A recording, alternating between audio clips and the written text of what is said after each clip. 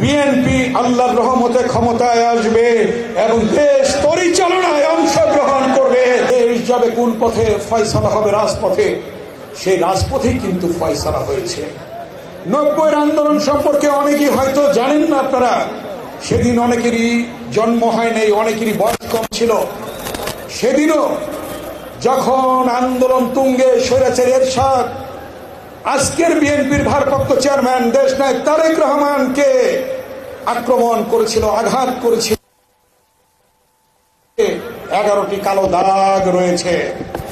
আমরা যখন সর্বদলীয় ছাত্র ঐক্যের মিটিং করি প্রেস ক্লাবের সামনে, সেদিন সম্মিলিত সাংস্কৃতিক জোট সহ পেশাজীবীরা যখন আমাদের সাথে একাত্মতা ঘোষণা করলো, সেদিনই তারেক রহমানের উপর আক্রমণ করা হয়েছিল।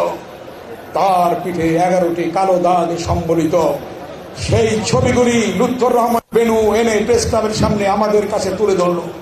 সেই আন্দোলনও বিএনপির আজকের ভারপ্রাপ্ত চেয়ারম্যান দেশনায়ক তারেক রহমানের ভূমিকা ছিল।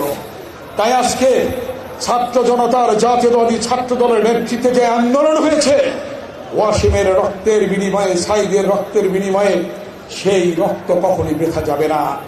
সামনে নির্বাচনের রোডম্যাপ হয়েছে।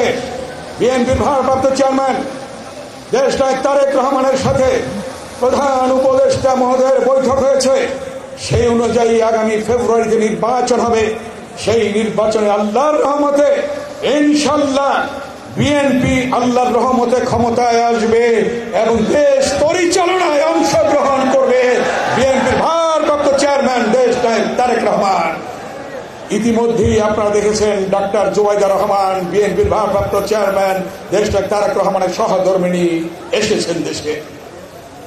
ইনশাআল্লাহ কিছুদিনের মধ্যেই বিএনপির ভারপ্রাপ্ত চেয়ারম্যান দেশনায়ক তারেক রহমান বাংলাদেশে এসে আপনাদের সাথে থেকে নেতৃত্ব দেবেন এবং সেই নেতৃত্বে ইনশাআল্লাহ বাংলাদেশে গণতন্ত্র ফিরে আসবে।